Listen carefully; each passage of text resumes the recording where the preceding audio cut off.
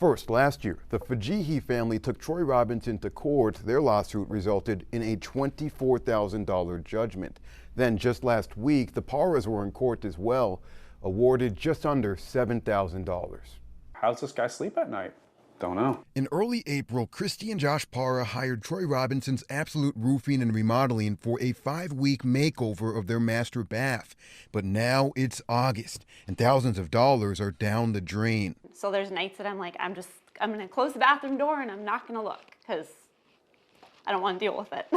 The couple paid $11,000 between 2 installments, but the work was never finished, and Robinson stopped showing up at their Woodbury home. When he got that second payment, it's my belief that he had all intentions not to finish this project at that point. He got paid most of the project, and he took off. These photos show the mess left behind. I've tried to call him, I've tried to text him, I've tried to email him. Now, after hiring a new contractor to finish the work, they'll end up paying twice for one job, a total close to $25,000.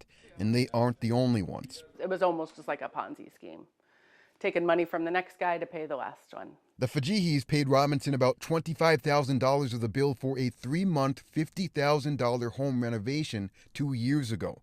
They say he vanished less than 1 month in. They would also learn his subcontractors hadn't been paid. Oh, it was so much stress on us. After paying the subcontractors again, they say they ended up spending $70,000 to $80,000 on a $50,000 project. Because of Troy. He should be in jail. He is knowingly going into these contracts knowing he's going to steal this money. None of it was on purpose. Robinson spoke with us about the troubles. It's something that happened that went bad, and it wasn't repairable at the time. I mean, I don't have a big chunk of change. In part, he blames the loss of his wife's job during the pandemic for derailing the Fajihi project. I couldn't keep everything going. So I knew at some point I was going to make someone upset. And I made the wrong person upset. That's what I did. Robinson says more recently, an employee stole $20,000 from him, throwing off the Para project. And I'm sympathetic, and if that really happened, I'm sorry, but it just did not add up to me. If this happened again now, is there anything that you would do differently this time around?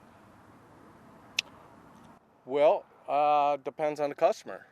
To avoid a situation like the one these families find themselves in, experts recommend you do your research on the contractor. The Better Business Bureau is a good source.